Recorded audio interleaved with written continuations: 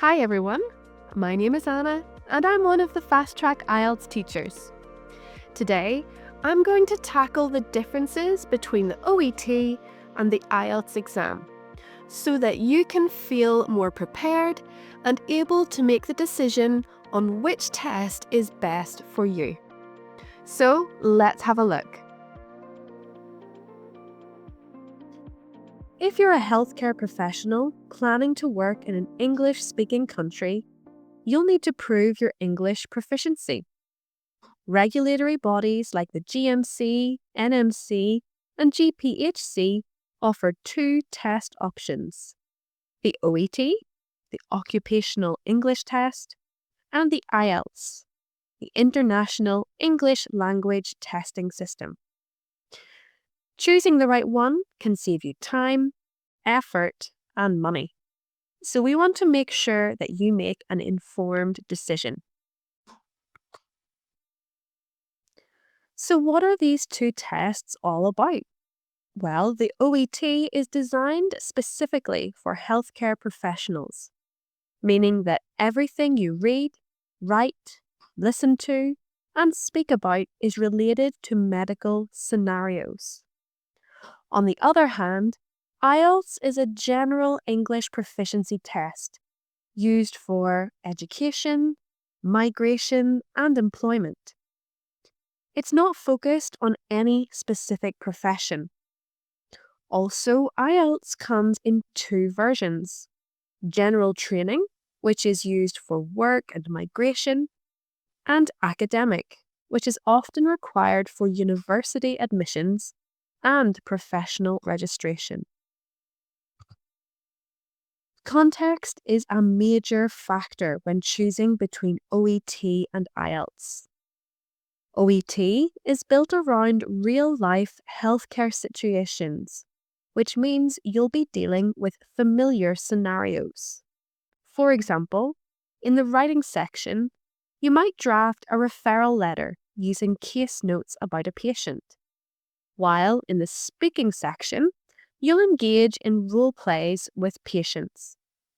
This gives healthcare professionals a huge advantage. IELTS, however, covers a broader range of topics.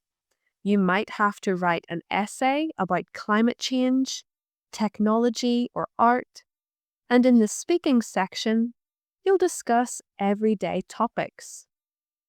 This can make IELTS more challenging since you need to develop a strong general vocabulary and be prepared for unexpected subjects. Both tests assess the 4 key language skills: listening, reading, writing, and speaking. However, the format differs significantly. For the OET, in the listening exam, you'll hear medical consultations, workplace discussions, and healthcare presentations. In the reading, the focus is on healthcare-related texts, medical journal articles, and workplace guidelines.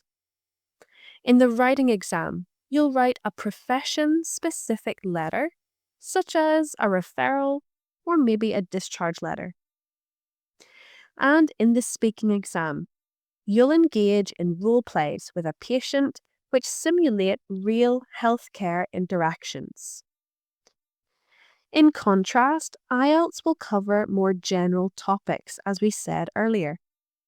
In the listening exam, you'll hear both social conversations, such as buying a bus ticket, as well as academic discussions, perhaps between a student and their university tutor. In the reading exam, you'll be given texts from newspapers, magazines, and academic sources, and asked a variety of question types. In the writing exam, there are 2 tasks to complete. Task 1 requires you to describe data of some sort, and Task 2 is an essay addressing a certain question or topic. And finally, the speaking exam. You will have an informal conversation about your work or your studies, then give a brief presentation on a topic, and answer a few follow-up questions on this topic. Many students wonder which test is harder, and that really depends on your strengths. With the OET, most questions are multiple choice, which in some ways makes it easier to guess an answer. However, some parts, like listening part C and reading part C, can be really challenging due to complex vocabulary and implied meaning. Keep in mind, though, that everything is healthcare related, so you can use your professional knowledge to your advantage. IELTS has a greater variety of question types, such as true, false, or not given, matching headings, matching features, sentence completion, and so on. This can be challenging because each question type requires a slightly different technique. Also, IELTS Writing Task 2 is notoriously tough. Many test takers struggle to score above 6.5 because they either go off topic or don't fully address the question. If you need your results quickly, the test format you choose can make a difference. So if you choose the OET on paper, it can take up to 17 days for your results to be released, while OET on computer or at home can be received within 10 days. On the other hand, IELTS offers even faster turnaround times. The paper-based exam will arrive in 13 days, but the computer-based exam will deliver your results in just 2 days. Yes, you heard me, 2 days. So if speed is a priority, IELTS might be a better choice. OET uses a grading score from A to E, and most healthcare organizations will require at least a B grade in each skill, or at least 350 points. If you're applying to the NMC, you only need a C+ in writing, which is 300 points, but a B grade in the other skills. IELTS scores, on the other hand, range from 0 to 9, with an overall average score. Healthcare organizations usually require a 7 or 7.5 overall, while the NMC requires 6.5 in writing and 7 in the other skills. Cost is another factor to consider. The OET costs $587 Australian dollars, which is equivalent to around 304 British pounds. IELTS, on the other hand, is cheaper, ranging from 200 to 220 British pounds.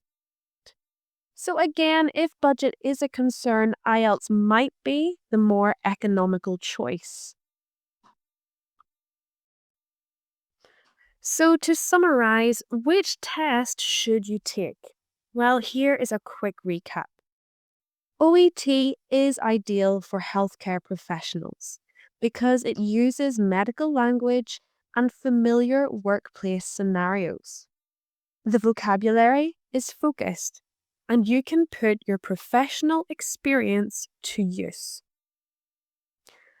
IELTS is more affordable and it does deliver fast results, but it requires broader knowledge and vocabulary, which can be overwhelming for students to know how to prepare effectively. If you're well read and knowledgeable in a range of topics, IELTS could be the option for you. However, if you want to use your medical knowledge and experience to your advantage, OET could be the better choice. If you found this video helpful, give it a thumbs up and subscribe for more tips on both the IELTS and OET exams. I'm Anna, and I'll see you in the next video. Bye for now, and happy studying. Pass your OET exam with Fast Track. Our qualified teachers provide unlimited lessons and expert feedback to help you succeed. Join thousands of students who have passed first time. Go to passmyielts.com and connect with our teachers on WhatsApp today.